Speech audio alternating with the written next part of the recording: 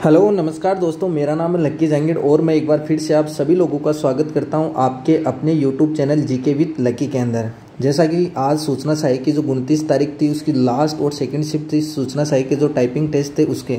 अब इसके अंदर कैसा पैराग्राफ आया था, कौन सा पैराग्राफ पूछा गया था और इंग्लिश में कैसे थे, वर्ड कैसे थे, क्या जो 28 को फर्स्ट शिफ्ट में आया था उन्हीं के साथ अन्याय हुआ या 29 वालों के साथ भी ऐसा कुछ हुआ है, तो उसके बारे में मैं आप लोगों के सामने पूरी जानकारी साझा कर रहा हूँ।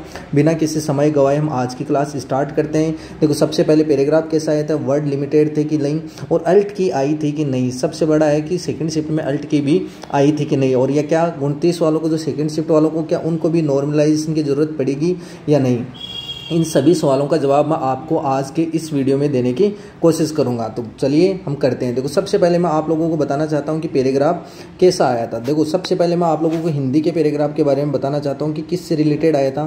देखो, हिंदी का पैराग्राफ आया था वो किससे, राजा राम मोहन राय से रिलेटेड आया था। किससे, राजा राम मोहन राय से रिलेटेड पैराग्राफ आया था। इनकी जीवनी के बारे में आया था, इन्होंने कौन कौन से काम किए थे, कौन कौन से इन्होंने कोई अगर पंथ भी चलाए हैं, कौन से है क्या नहीं है, बाहर से रिलेटेड इन्होंने क्या किए या बाहर भी जाके इन्होंने कुछ किया था, इससे रिलेटेड क्या इजी सा पैराग्राफ आया था। कुल मिला के क्या है, इजी पैराग्राफ ही आया था, ज़्यादा कोई हार्ड वर्ड नहीं थे। जो ऊपर से 1 2 3 4 5 6 जो ऊपर वाली रो थी उससे तो देखो वर्ड बनेंगे हिंदी में।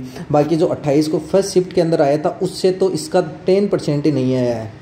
कितना, 10% भी नहीं है। जिसकी स्पीड आराम से 20 से 22 की थी वो वाले भी आराम से इसके अंदर 25 की स्पीड खींच रहे थे, और जिनके 25 थी वो आराम से 30 के समथिंग खींच रहे थे। तो ज़्यादा हार्ड पैराग्राफ नहीं आया था, राजा राम मोहन राय की जीवनी के बारे में ही आया था। अब बात करूँ मैं इंग्लिश के पैराग्राफ की कि इंग्लिश का पैराग्राफ कैसा आया था, तो उसके अंदर मैं आप लोगों को बता दूँ कि बुक रीडिंग के बारे में आया था। किसके बारे में, बुक READING बुक रीडिंग के बारे में आया था कि आप लोगों की बुक रीडिंग की हैबिट कैसी होनी चाहिए, एजुकेशन के अंदर बुक रीडिंग का क्या महत्व है, बस इसी से रिलेटेड आए थे इंग्लिश के अंदर। तो इंग्लिश के अंदर तो जाहिर सी बात है 26 वर्ड्स लेटर होते हैं A से Z तक, उन्हीं से मिलके बनेंगे। तो इंग्लिश में तो आप लोगों को वैसे ही घबराना नहीं है, इन्हीं से आए थे। और इंग्लिश के अंदर तो देखो सबके अंदर वो वर्ड आ रहे हैं, वो बड़े बड़े आ रहे हैं। मेन तो काम है कि हिंदी के अंदर कैसे वर्ड आए थे। तो देखो, इंग्लिश के अंदर जो वर्ड आए थे एक लाइन के अंदर मैक्सिमम वो 8 से 10 वर्ड ही आ रहे थे। इसका मतलब वर्ड इंग्लिश में बड़े थे, और हिंदी में यही वाले वर्ड क्या थे, 20 से 21 के समथिंग वर्ड थे हिंदी के अंदर एक लाइन के अंदर। और जो लाइन थी वो कम से कम 16 से 17, एक जो पैराग्राफ था या जो एक स्क्रीन आप लोगों को सामने दिखाई दे रही थी उसके अंदर इतने ही थे। जो मैंने अभी मेरे स्टूडेंट से बात की है उन्होंने यही कहा, उनकी आराम से कम 40 के समथिंग स्पीड थी।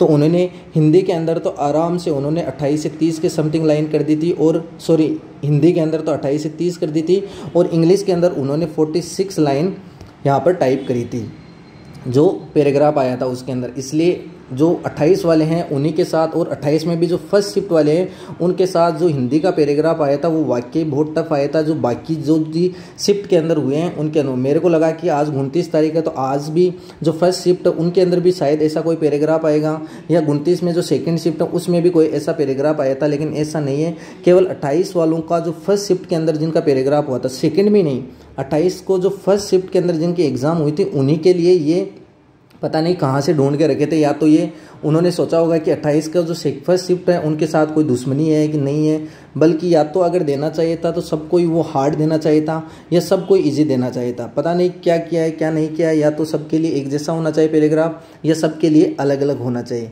तो आज का जो 29 तारीख की सेकंड शिफ्ट में थी ऐसा ही पैराग्राफ आया था, उसके अंदर भी कोई आप लोगों को ज़्यादा करने की कोशिश नहीं थी कि क्या है क्या नहीं है। वर्ड अनलिमिटेड ही थे, कोई लिमिट नहीं थी। आपकी जो स्पीड है आप उस स्पीड से लिख सकते हो। दूसरा जो कीबोर्ड है, कीबोर्ड के बारे में आर्या के जितने घटिया कीबोर्ड है मैंने आज तक अपनी ज़िंदगी में नहीं देखे। और IT और CS में भी मेरे को किसी स्टूडेंट ने बताया कि CS में भी सर ऐसे ही कीबोर्ड आ रहे हैं, अगर बदल भी रहे हैं तो वो उनसे 19 नहीं, उनसे 18 ही है, उनसे 21 ही है। जो ख़राब है उनमें वो ज़्यादा ही ख़राब मिल रहे हैं। शिफ्ट काम नहीं कर रहा है, इस बैक स्पेस बटन उनका काम नहीं कर रहा। और इसके अंदर भी अल्ट की नहीं आई थी। जो 29 को सेकंड शिफ्ट हुई थी उसमें भी नहीं आई थी, और जो फर्स्ट शिफ्ट हुई थी उसके अंदर भी अल्ट की नहीं आई थी। बस जो 28 को फर्स्ट शिफ्ट, मैं फिर से दोहराना चाहता हूँ कि 28 को जो फर्स्ट शिफ्ट के अंदर जिन विद्यार्थियों का हुआ था उनके साथ मैं मान सकता हूँ कि उनके साथ अन्याय हुआ है, क्योंकि हो सकता है जो 29 को फर्स्ट शिफ्ट और 29 को सेकंड शिफ्ट वाले बच्चों ने जो एग्ज़ाम दिया वो 28 की फर्स्ट शिफ्ट का एग्ज़ाम दें, और 28 वाले जो फर्स्ट शिफ्ट में एग्ज़ाम दिया वो ये एग्ज़ाम दे, वो सब के सब पास हो जाएंगे। और इनके अंदर जिनकी स्पीड 20 से 25 के समथिंग है वो सब फेल भी हो सकते हैं। इतना टफ पैराग्राफ आया था इसके अंदर, इतने बड़े बड़े वर्ड थे, अगर आप शिफ्ट से आप अपनी फिंगर हटा ही नहीं सकते। अगर आप मेरी बात बताइए कि आप धृष्टद्युम्न, दुर्योधन, दुशासन, द्रौपदी लिखने के लिए आपको कितनी बार शिफ्ट दबाना पड़ेगा और कितनी बार इन वर्डों को लिखना पड़ेगा। तो आज के वीडियो में मैंने आप लोगों के सामने जो जितने भी सूचना चाहिए की जो टाइपिंग हुई थी उनसे रिलेटेड कौन सी शिफ्ट में कैसे वर्ड आए थे, कैसे नहीं आए थे, मैं आशा करता हूं कि देखो दुआ ही कर सकता हूं आप सभी लोग इस टाइपिंग में पास हो जाए। लेकिन 28 तारीख वाले हैं उनके लिए शायद कुछ ना कुछ करेंगे, देखते हैं नॉर्मलाइजेशन होता है कि नहीं होता है, बाकी तो ऊपर वाले की मर्जी। आज के लिए इतना ही, मिलते हैं अगले वीडियो में, तब तक जय हिंद जय भारत।